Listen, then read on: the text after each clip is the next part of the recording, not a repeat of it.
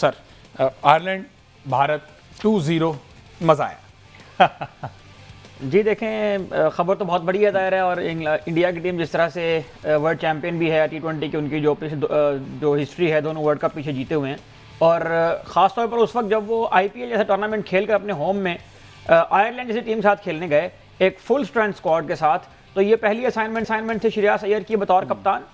और उस असाइनमेंट के अंदर जो है वो नाकाम साबित हुआ बतौर कप्तान भी और बतौर बल्लेबाजी में कहूँगा कि जिस तरह की शॉट उन्होंने खेली है कल के मैच में, तो मुझे लगता है कि बहुत ये लम्हा फ़िक्रिया है भारत की उस टीम के लिए कि उसके बारे में अक्सर ये बात की जाती है कि अपने होम में तो बहुत अच्छा खेलते हैं और अपने होम के अलावा अगर किसी जगह पर ये खेलते हैं तो वो दुबई की पिच है, जहाँ पर इनको उनकी मर्ज़ी की सहूलियात भी मिल जाती हैं, उनकी मर्ज़ी की बनी हुई पिच भी मिल जाती है। इंजीनियर्ड जो क्रिकेट होती है उसमें ये बहुत अच्छे हैं और बहुत ट्रॉफीज उन्होंने जीत रखी हैं। लेकिन ज़रा सी कंडीशन टफ हुई, ज़रा सा बॉल के अंदर जो है वो वेरिएशन आना शुरू हुआ, तो सारे बड़े बड़े नाम, अभिषेक शर्मा है, संजू सैमसन है। सर ऐसे ना करें, मुझे प्रॉपर मजा लेने दें ना थोड़ा सा। ये देखें ना, सबसे पहले संजू सैमसन आ गए, वो भी 0 पे आउट हो गए। अभिषेक शर्मा जिनको प्रिंस कहते हैं, वो जिसका कंपैरिजन वो देखें कहाँ किन से करते हैं, वो भी 0 पे आउट हो गए। उसके बाद ईशान किशन, एक बड़ा नाम है, बहुत क्रिकेट खेली है, वो 12 पे आउट हो गए। श्रेयस अय्यर जो कि कप्तान है 10 पे आउट हो गए। उसके बाद थोड़ी सी मसामत की तिलक वर्मा ने, वो 55 रन बनाए। उसके बाद अक्षर पटेल, कौन नहीं जानता इन्हें, ये जनाब 14 पे आउट हो गए। शिवम दुबे,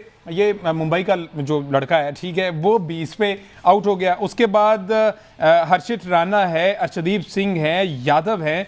ये एक लंबी फहरिस्त है जिस पर टीम इंडिया इन्हिसार करती है। वो फ्लॉप हुए हैं मज़े साहब। जी मज़े तो सारे आपने ले लिए हैं।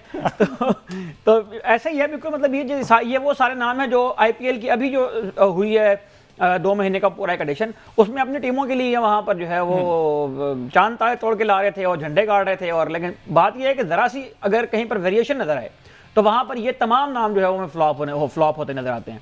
इंडिया ने वर्ल्ड कप जीता दुबई, इंडिया के अंदर जो वर्ल्ड कप हो रहा था उसमें इंडिया ने सारे मैच वहाँ पर खेले। इंडिया ने ICC चैंपियंस ट्रॉफी जीती दुबई के अंदर, एक ऐसे वेन्यू के ऊपर जहाँ पर उन्होंने सारे मैच जो है वो एक ही वेन्यू के ऊपर खेले। उनको ट्रैवल भी नहीं करना था, उनकी मर्जी की पिचें भी उनको दी गई, सारी कंडीशन जो है वो उनके अकॉर्डिंग थी। वेस्ट इंडीज में उन्होंने वर्ल्ड कप जीता, लेकिन उसमें फ़र्क ये था कि विराट कोहली और रोहित शर्मा 2 बड़े नाम उस टीम का हिस्सा थे। तो जब इस किस्म की सिचुएशन से ये टीम गुजरती है आयरलैंड के अगेंस्ट आके, जब वो शिकस्त का सामना उनको करना पड़ता है, तो ये वो मौका होता है जहां उन्हें शायद कहीं ना कहीं ये महसूस होता है कि इन 2 बड़े नामों को हमने गुड बाय कहने में ज़रा जल्दी कर दी है। क्योंकि ये वो प्लेयर होते हैं जो इन कंडीशंस के अंदर, जहां पर प्लेयर्स को टेस्ट एंड ट्राई किया जाता है, उन कंडीशंस के अंदर न सिर्फ ये कि अपनी बैटिंग से बल्कि ड्रेसिंग रूम में अपनी मौजूदगी से भी उनका एक इम्पैक्ट जो है वहां पर पाया जाता है। अब ये इंडिया का जो पूरा एक लॉट बना है प्लेयर्स का, ये सारे यंग प्लेयर्स हैं। इनके साथ जो श्रेयस अय्यर हैं, वो भी जाहिर है कि इससे पहले टीम में इन आउट होते रहे हैं वाइट बॉल क्रिकेट में रेगुलरली। ODI में तो शायद वो शामिल रहे हैं, लेकिन जो T20 का उनका मामला था वो इन आउट वाला मामला ही था। तो इस तरह से जो एक लैक ऑफ एक्सपीरियंस फॉर उनकी टीम में आया है, वो हमें नजर आया कि उसने यहाँ पर उनको कॉस्ट किया। और आयरलैंड जैसी टीम के अगेंस्ट पहले मैच में 185 और दूसरे मैच में 155 रन करने में वो कामयाब नहीं हो पाए। ये वो प्लेयर हैं जो IPL में 250-250 300 रन की जो है वो बारियां खेलते रहे हैं 20 ओवरों के अंदर। तो ये सोचने की बात है इंडियन क्रिकेट के लिए जाहिर है। और आयरलैंड को यहाँ पर दाद ना देना जाहिर है कंजूसी होगी, जिस तरह से उन्होंने प्लान किया। और उनके जो 4-5 फर्स्ट टीम के प्लेयर थे वो भी गालिबन एब्सेंट थे इन दोनों मैचेस के अंदर। उसके बावजूद वो आए और उन्होंने एक अच्छा शो पुटअप किया। और एक ऐसी टीम के अंदर जो अपने तई वर्ल्ड चैंपियन भी है, उसके पास टैलेंट का पूल भी बहुत बड़ा है। सूर्यवंशी जैसा प्लेयर जो अभी डेब्यू करने का इंतजार कर रहा है, वो अपने डेब्यू से पहले ही जो है वो एक वर्ल्डली फिगर बन चुका है। पूरी दुनिया में लोग उसको जानते हैं उसकी क्रिकेट की वजह से। इतनी डेप्थ होने के बावजूद भी, इतना टैलेंट होने के बावजूद भी इंडिया की टीम जरा सी कंडीशन के अंदर अगर वेरिएशन आई तो वहां पर इंडिया की टीम को जो है वो पैर लड़खड़ा गए हैं। पैर लड़खड़ा गए हैं डेफिनेटली। अब ये गौतम गंभीर के लिए वही अभी इनको हेड कर रहे हैं ना, उनके लिए तो लम्हा फिक्रिया है डेफिनेटली। या फिर ऐसा होगा कि कोई बात नहीं, जहाँ पे हम मुसलसल जीतते आ रहे हैं, कोई ऐसी टीम नहीं जो टीम इंडिया को हरा सके। और अगर हम हार भी गए आयरलैंड से तो कोई बात नहीं है, इसको इस तरह से हजम कर देंगे। या फिर आप समझते हैं कि अब इनकी सख्ती शुरू होगी? देखें, गौतम गंभीर की अगर बात करें तो ज़ाहिर है इन्होंने ट्रॉफीज तो जितवाई हैं इंडिया को। और जब आप ICC टाइटल जीतते हैं, जब आप ट्रॉफीज जितवाते हैं, तो फिर जाहिर है कि कहीं ना कहीं आपको ये वाला लिवरेज मिलता है कि आप लेकिन वो सीरीज़ अगर आप ऑस्ट्रेलिया से हारे हैं, साउथ अफ्रीका से हारे हैं, या न्यूजीलैंड से हारे, इंग्लैंड से हारे, तो समझ में आता है। लेकिन अगर आप जाएं एक ऐसी टीम के यहाँ के जो एसोसिएट टीम्स में शुमार होती है और आयरलैंड जो है वो अभी यूं कह लीजिए कि इमर्जिंग नेशन में आती है क्रिकेट की, उनसे अगर आप जाकर हार जाएं तो फिर जाहिर है कि उसके ऊपर क्वेश्चन मार्क तो खड़े होंगे।